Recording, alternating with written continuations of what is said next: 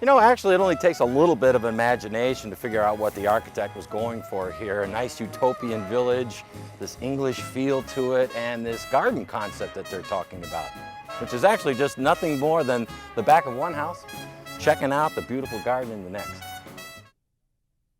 Have you ever seen a deck after several years with one of those heavy finish products on top of it? What do you do with this? Well, most people spend enormous amounts of time at considerable expense trying to strip and sand existing finishes. This week on Here's How Right Now. How to give your door a modern makeover. Do-it-yourself box shelves. Look at that, a floating shelf. And tips and tricks for interior painting. And look at the size of this thing. Here's How Right Now. All this week on the Live Well Network. And if you have access to the underside of your floor, that's actually an easier fix for you, and frankly, one that's better cosmetically for the top side of your floor. Now, I've already identified the area of our squeak. It's right here where the subfloor kind of is jumped up from the joist. One common method of eliminating a squeak is to use shims. Now, I would recommend strongly to use construction glue.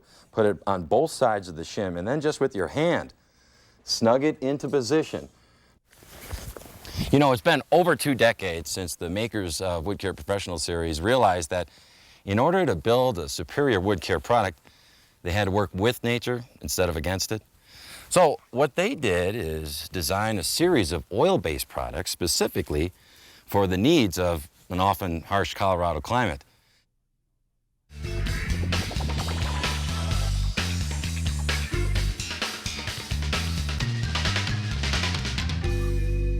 Hi, welcome to The Fix. If you've got a window that's tucked into a nook, a bay window, you may have thought this is a great place for a window seat. Well, I can picture that, a place to stretch out, read a book, maybe look outside. Now, what happens if I told you it would double as storage space? Well, we have a way to make a window seat that doesn't require a finished carpenter. That's because we're going to be using kitchen cabinets, and Joel's going to show you how to do it.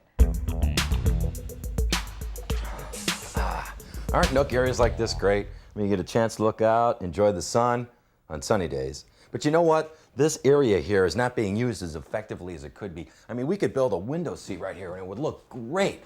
Not only that, it could provide more storage space that's desperately needed in this bedroom. Now, you're thinking to yourself, well, I'd have to be a master carpenter to pull that one off. But I'm telling you, you don't have to. As a matter of fact, you don't have to have that many skills at all. And the key to it is to buy cabinetry that's already available. Well, in 1967, Janet, Ripley's Believe It or Not took note of this irony here, where cars are parked on the sidewalks and people stroll the streets in my kind of town, Marktown. Marktown is on the National Register of Historic Places, but yet it still struggles to survive in this industrial oasis. And because it's so self-contained, few people know about its existence and the need to preserve it.